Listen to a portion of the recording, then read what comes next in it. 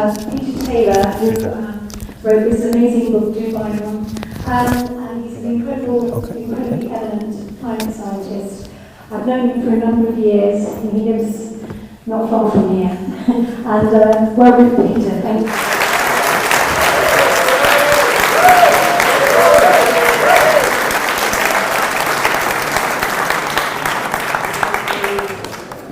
Thank you. So I'm local. This is my town, and I thought I would dress up today because I've got this kind of split personality. There are many people here who know me as I hang out with dancers, musicians, shamans, and that's where I feel comfortable. But I have this other personality, which is actually a serious scientist. And this is my serious scientist suit. So I thought I would explain why I can talk to you about climate. Because I'm a general ecologist. I have a couple of degrees from Oxford University. And I spent 20, 30 years as an environmental scientist. And environmentalists are getting a bit of a bad press these days because we all know why. But without them, I mean, we were very active in the 70s and 80s. The Nuclear Non-Proliferation Treaty, the Test Ban Treaty. I worked with the scientists who fought for that. Organic farming, that was unheard of. My research group in Oxford was the first scientific group that took it seriously, and we did a comparative study of organic and conventional farming, first of its kind. And then the World Wildlife Fund headhunted my top guy, and he went to Geneva. For 12 years, we focused on ocean pollution. So there's no more radioactive waste dumping in the ocean. And eventually, with the help of Greenpeace and Greenpeace International, we stopped that. We stopped a lot of things in the 80s. The oceans are a lot cleaner than they would be. Plastic, that wasn't on my watch. Somebody wasn't watching that carefully enough. But environmentalists did a good job. We also stopped something called the plutonium economy. I was living in Germany at the time, and this was using fast reactor technology that actually breeds more fuel, so it would last forever. And plutonium would be used much like any other fuel in a power station, except that 1 microgram is the lethal dose. It's highly toxic. And 1 kilogram would give you maybe 100 Hiroshimas. So then you've got to think about, how do you control a technology like that? And you have to keep a lot secret from the people, especially those who might live near one of those stations. So we broke all that open. And at that time, we could do computer modeling.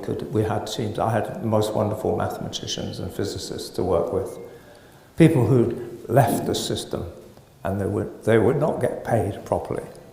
So we put in a big shift. And roughly the middle of the 90s, I thought, oh, I've done enough. I want to do something more creative. So I involved myself in forest strategies, wildlife strategies, and so forth.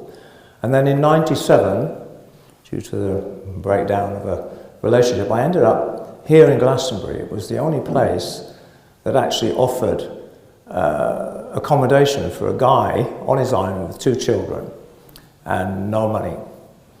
So I really love this place. There's a real community. And there's one thing, though, that I've learned being here, and that is, as an Avalonian, we have a different perspective on things. An Avalonian perspective. What is an Avalonian perspective on climate change, net zero, the Green New Deal? In an Avalonian perspective, we understand science. There are scientists here. I'm one of them. Michael White is here. We understand politics, science and politics.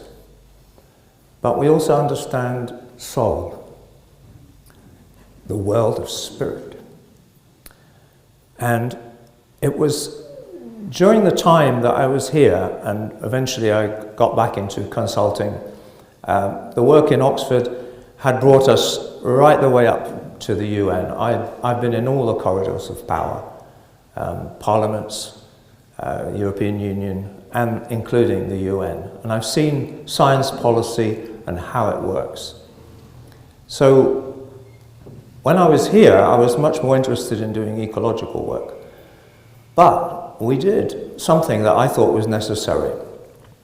And if I can get this to work, I'll come back to that in a minute, which was to visualize, because this was 20 years ago, 23 years ago, the Royal Commission produced a plan for Britain to 2050, bringing down fossil fuel use by half. At the moment, net zero, we want all of it to go, but then it was just half. And the Royal Commission produced a report. I was asked to review it.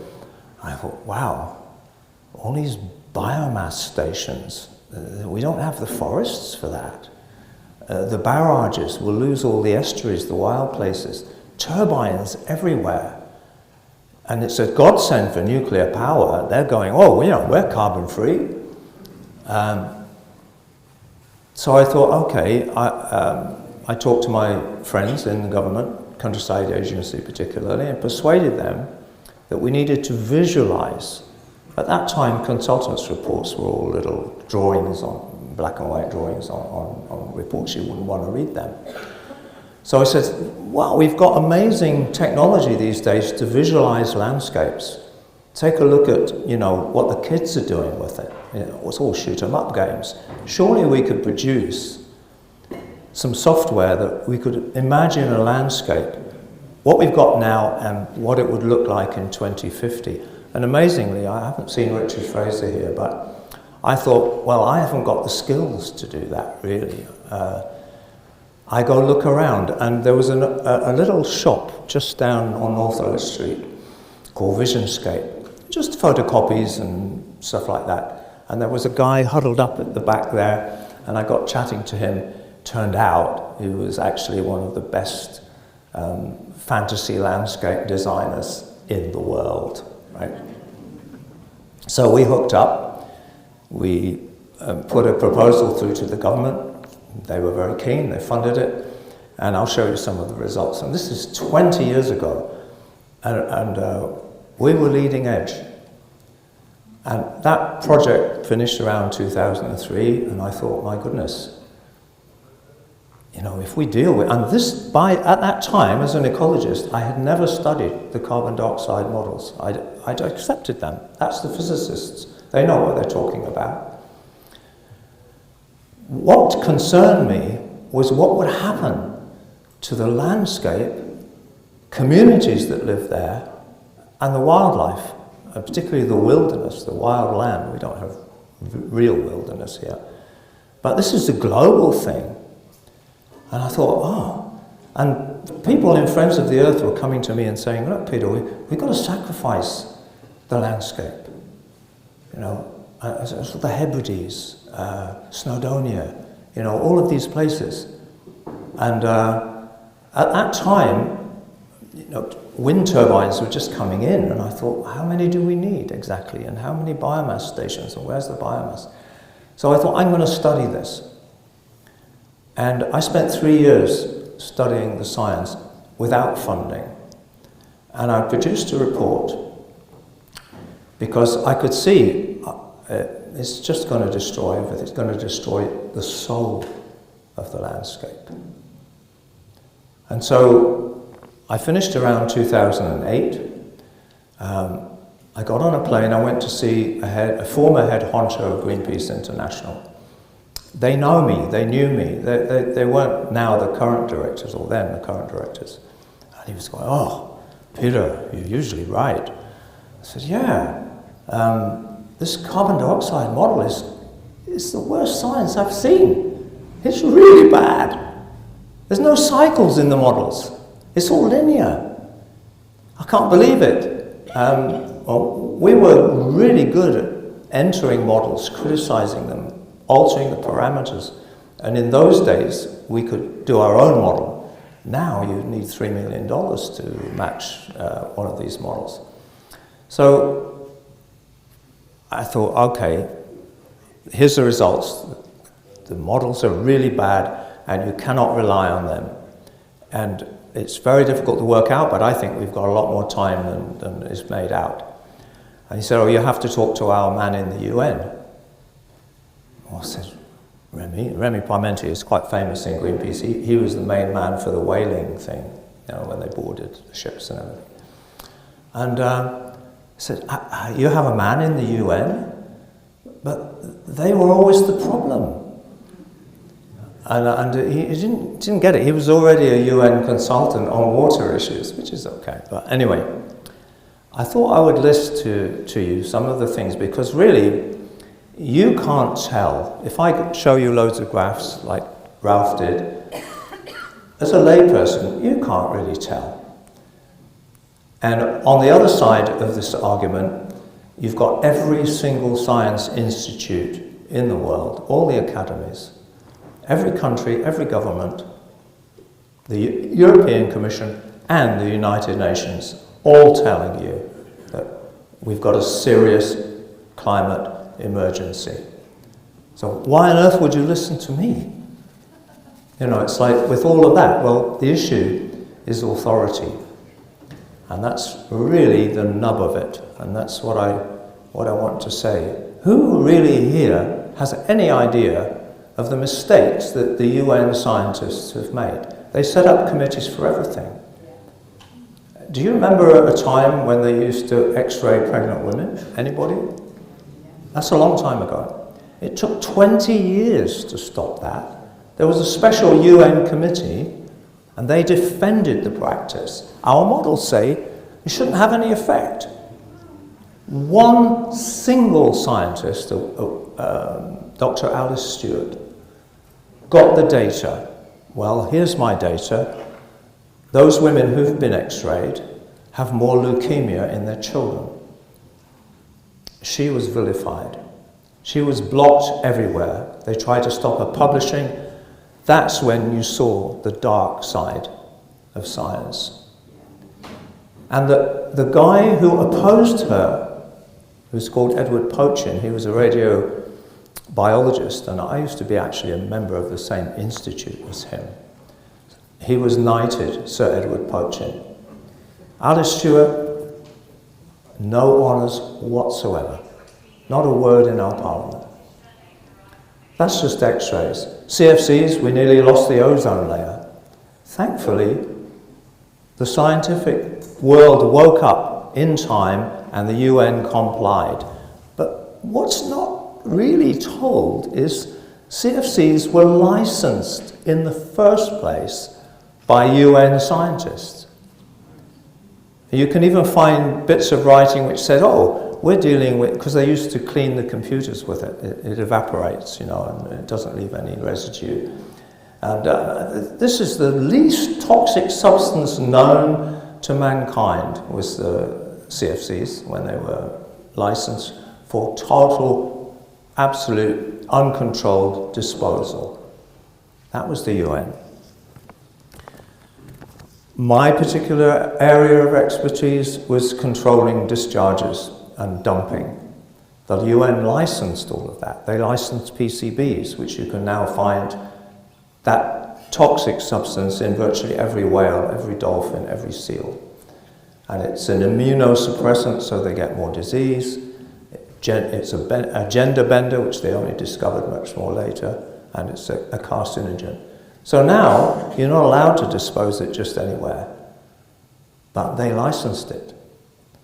And we still had to battle and say, look, certain substances that you think are harmless, they're fabricated, they're not natural, and they persist in the environment, you should not do it.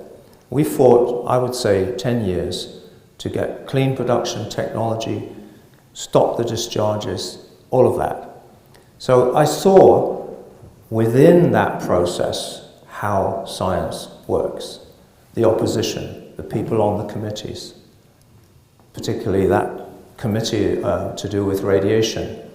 And I also saw some very brave people, men and women, professors within the academic world, risk their careers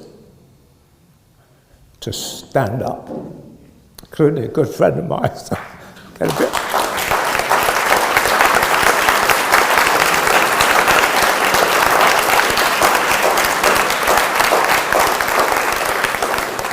So it's dissident scientists and that process and their relation to authority that you need to look at. So I'll give you one very recent example. I got an invite, very unusual for me, to the Royal Society of Medicine about 2 weeks ago. So, okay, I had to find my suit. And there were all professors there, and particularly one coming over from the United States. And they were there to look at 5G. But all the data is actually 4G. And the professor who I was talking to had been asked to sit on a special commission in New Hampshire. So a whole state, they were concerned, everybody was going on about 5G. And so, well, we'll set up our own commission and we'll get experts from the industry, you know, so we won't be biased, we'll be fair. And this was an expert from the industry. And when he saw the data, he went on the warpath. And I couldn't talk to him. I tried to go and say thank you for coming over here at your own expense, risking his academic career. And I couldn't.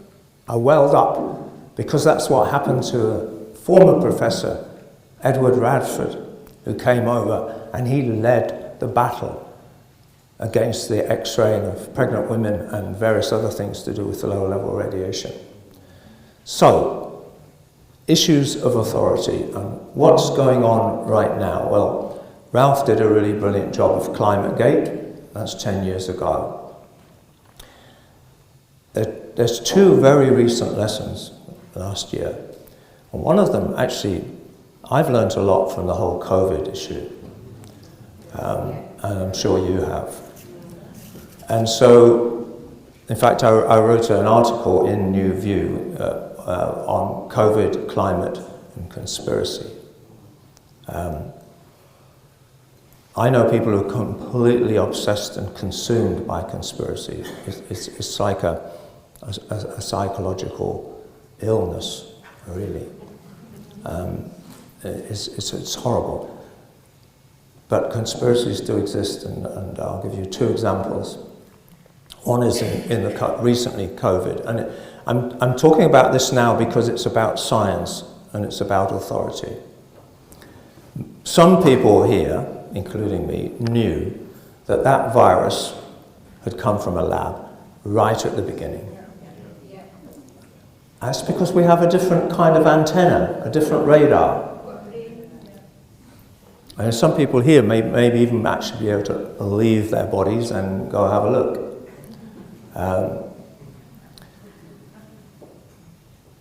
A group of scientists, but first of all there was, it is a conspiracy theory that it's come from a lab. A group of scientists got together and wrote a paper in Nature, the top scientific journal. 12 leading virologists, all professors. It's absolutely implausible. We've seen the codes, we've looked at the RNA and everything. It's not come from a lab. Quash the conspiracy theory. And of course, all the governments listen to that. It's Nature and so forth. Very recently, I actually wrote to all the party leaders and all the editors of all the newspapers, and I said, one particular thing I wanted, and I asked the Prime Minister, I didn't get a reply to any of this.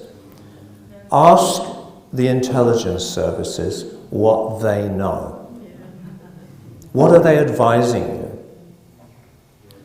Well, I didn't get very far, except that a former head of MI6 joined with a virology professor, and they did a paper saying, we think it could be coming from a lab.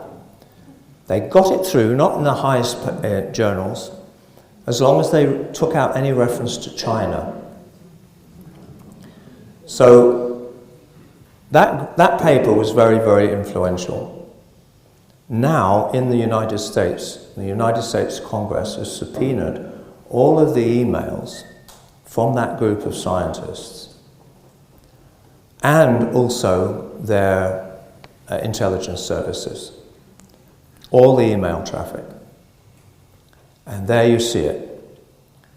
These scientists talking to each other and saying, we've got to quash this conspiracy theory, you know, it's quite likely that it came from a lab. Half of the people who signed that paper thought it did come from a lab. But we must not allow that to get out because it's not good for science.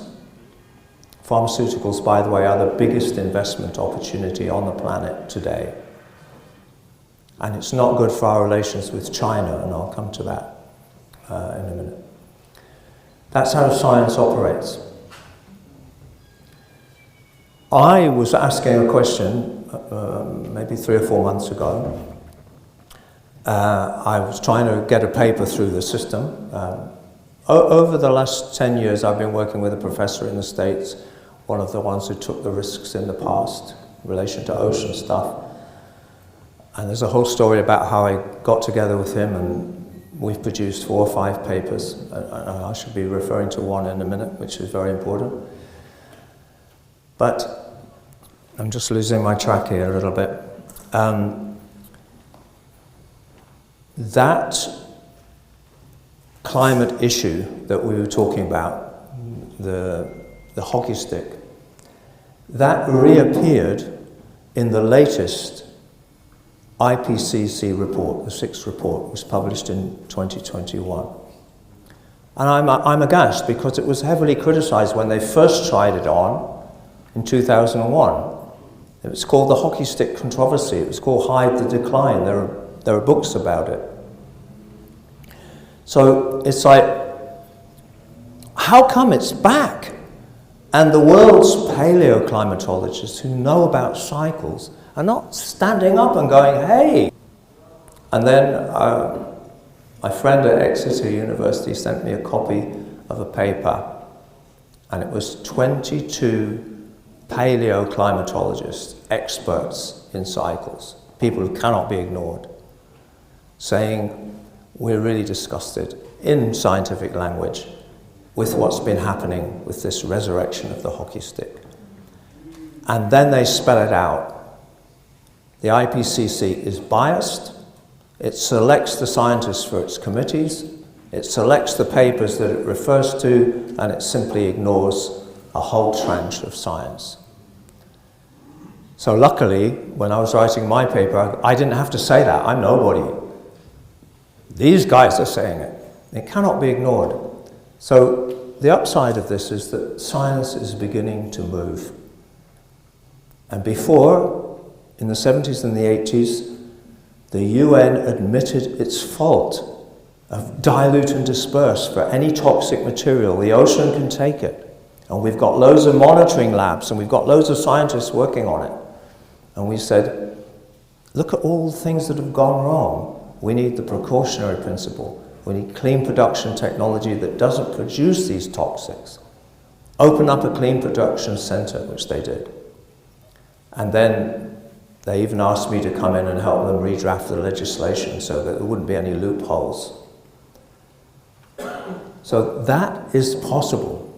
And in 2019, as a result of our work with the US professor who's really distinguished and very competent scientist, we were invited to present, and I went over to Prague, it's a major conference, and presented our work. And I thought, oh, nobody's going to listen. But they actually said, would you do the keynote, please? I thought, wow, okay. And there was there the UN's top modeler. And I pinned him down in front of the conference. And you know, what you're saying and what I'm saying completely at loggerheads. They don't agree. And he said, yeah, we don't do cycles very well. Why don't you tell the public that? And then we had lunch, and he said, come to Princeton. Come talk to us. Then COVID came. By the way, it's not that easy for me to fly to Princeton. And, even just going to a conference will cost you $1,000. 5 minutes? So none of this was funded by the oil industry, by the way. Most of the critical scientists I know really struggle for funding. and there's certainly no oil industry money. Something that film you saw talked about Al Gore and what's happening there with the IPCC, carbon credits, the whole deal. It's massive. It's absolutely massive. And China is the key. The Kyoto Protocol, which I have a professor friend in the States who actually helped to draft it, it got China special permission to go through the roof with its carbon emissions. Meanwhile, the West gets constrained. You don't have to be an economist to know that there's a massive flow of industrial production to China. Why? No environmental regulations. Most of the population live in cell blocks, imprisoned, social credit systems, surveillance, massive surveillance. No spirituality is allowed. Something like Tai Chi or Falun Gong, they're on you. That's necessary for the global financial system to operate.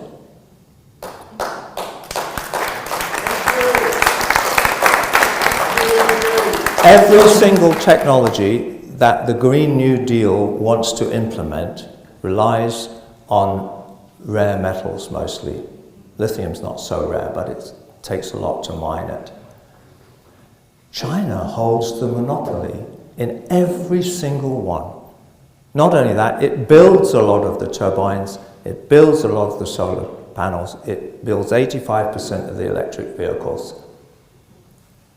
That is where the jobs and the money is going, and this whole mesmer of climate emergency is allowing that. It's fueling that. It's not a racial issue, it's a human issue, and it's a greed issue. Yes, it's a total, it's an issue of soul. Really clear, Pete, that it's not about the Chinese, it's about greed and capitalism and neoliberalism. I agree. That's the problem. Yeah. In fact, I use the word China, but actually, what is China? It was transformed by the Hong Kong and Shanghai Banking Corporation in '91, and what was a communist country, not that it was a very nice one, what was a communist country suddenly became capitalist. It opened up to massive investment. The investment flow to China prior to COVID was 200 billion a year. Post-COVID, 400 billion. So, I just want to end with a little graphic because we struggled to get this. The Kogi tribe in Colombia, these are their mamas, these are their shamans, and the message of the Kogi, which was in 1990, and it influenced a lot of us: wake up, little brothers. It's all about the right relationship to the land. I don't know how to get this to advance. Oh, there we go. Right relationship to the land. Net zero is global, as we saw, all the governments have signed up for it. Now, we've exhausted our hydro reserves. We couldn't build much more. This is planned hydro in wild places where indigenous peoples live. That's a hydro dam in Brazil. You can hardly see the people, they're so small. Indigenous people live there, and you know how they're treated. This is Southeast Europe, the last areas of wild rivers, many national parks. Those are landscape sacrifice dots, hydro dams primarily. In Colombia, the indigenous people are protected and the primary forest is protected, but the people in between who are not indigenous and the kind of mixed race and so forth, and they live like peasants, 400,000 acres were cleared for British biofuels. And it now has one of the biggest displaced persons problem in the world.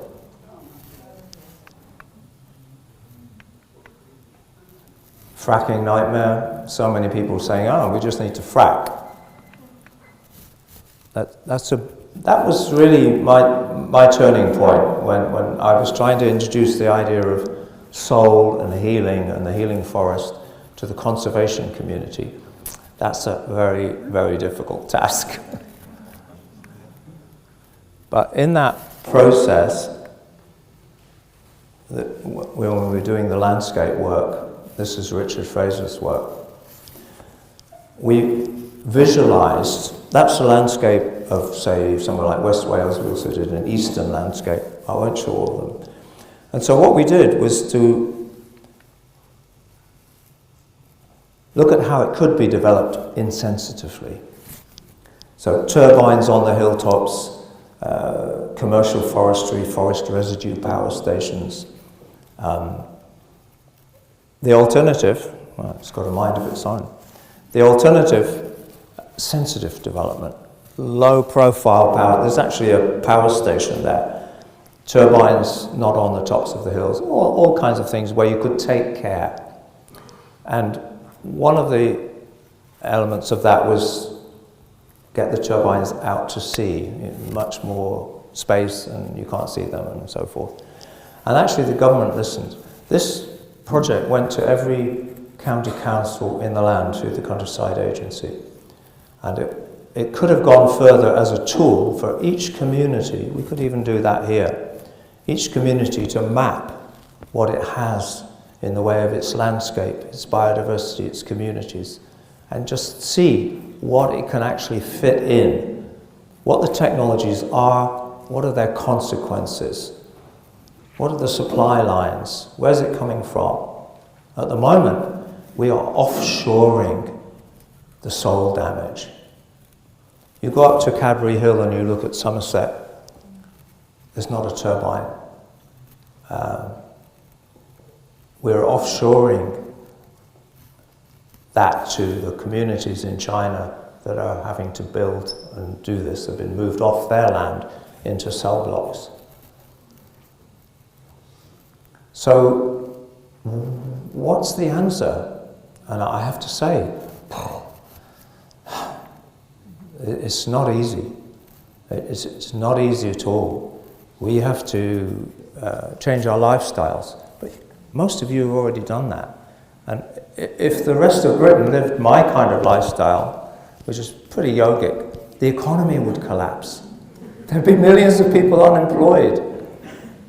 There'd be riots on the streets. So I'm stumped, to be honest. I don't think science has the answer. What I'm working on is how can we be resilient? Because as Ralph pointed out, and anyone who's seen the figures knows, it's a fantasy. It can't work. It's going to collapse. The whole thing is unstable. And so how do we as human beings stabilize ourselves? And we have got to get away from this emergency, fear-based, manipulative world that's trying to do what it's doing. And I'll end on one note because I really feel strongly about this.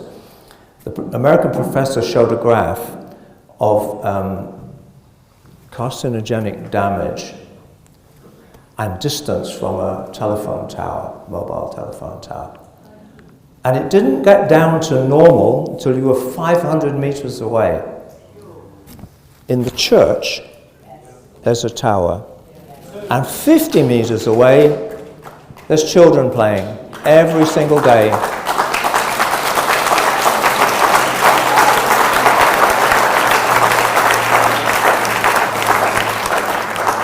So we need a rebellion, and if there's, I know there are members of Extinction Rebellion here. Oh, for God's sake.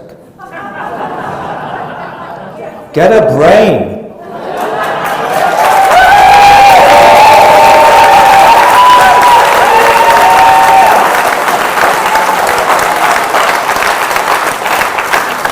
There is a real ecological and spiritual emergency on this planet. I'm an ecologist, it's real. But climate is not the issue. There is time. There is time. And Extinction Rebellion needs to refocus.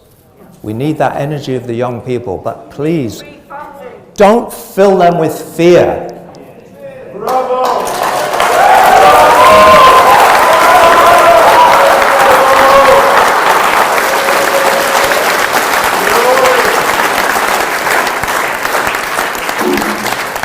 Thank you very much for listening.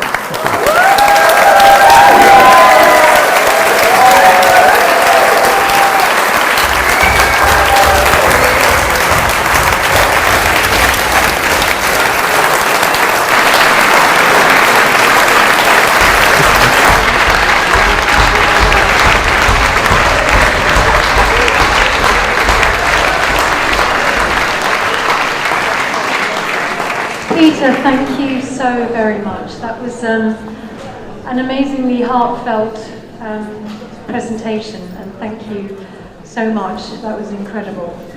Wow, people got tears.